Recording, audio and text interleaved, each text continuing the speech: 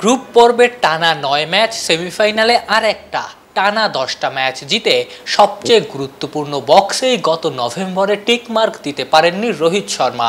একদম কাছে এসেও ছুঁয়ে দেখতে পারেননি অধরা ওয়ানডে বিশ্বকাপের শিরোপাটা। এবারও কি রোহিতের একই পরিণতি হচ্ছে? দল যে ফাইনালে উঠেছে আনবিটেন হিসেবে। এই বিশ্বকাপে আনবিটেন আরও একটা দল, সাউথ আফ্রিকা। একটা রেকর্ড অন্তত এবার হয়েই যাচ্ছে। মার্করাম কিংবা রোহিত, যার হাতেই ট্রফি উঠুক, প্রথমবার কোনো দল টি-20 বিশ্বকাপ জিতবে কোনো ম্যাচ না হেরে। টিম ইন্ডিয়ার সবচেয়ে বড় ভরসার নাম অধিনায়ক রোহিত শর্মা। ম্যাচের সিচুয়েশন যাই হোক, অপোনেন্টকে একদম তছনছ করতে পারেন, নামটাও এজন্যই হিটম্যান। সেমিফাইনালেও দারুণ একটা নক খেলেছিলেন, ওয়ানডে বিশ্বকাপেও তাই।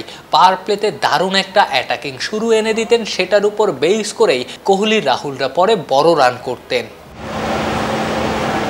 রোহিতের ওপেনিং পার্টনার বিরাট কোহলি অবশ্য একদমই ফর্মে নাই। 7 ম্যাচে মোটে 75 রান করেছেন, এমনকি টি-20 বিশ্বকাপের একটা নির্দিষ্ট আসরে কমপক্ষে 5 ম্যাচে ওপেন করেছেন এমন ব্যাটারদের মধ্যে কোহলির গড় তৃতীয় সর্বনিম্ন। সাউথ আফ্রিকার বড় ভরসা হতে পারেন কুইন্টন ডি কক। সেমিফাইনালের আগে টানা 2 ম্যাচের সেরা ক্রিকেটার ছিলেন কুইনি, এমনকি ককই সাউথ আফ্রিকার একমাত্র ব্যাটার এই বিশ্বকাপে যার রান 200 পেরিয়েছে।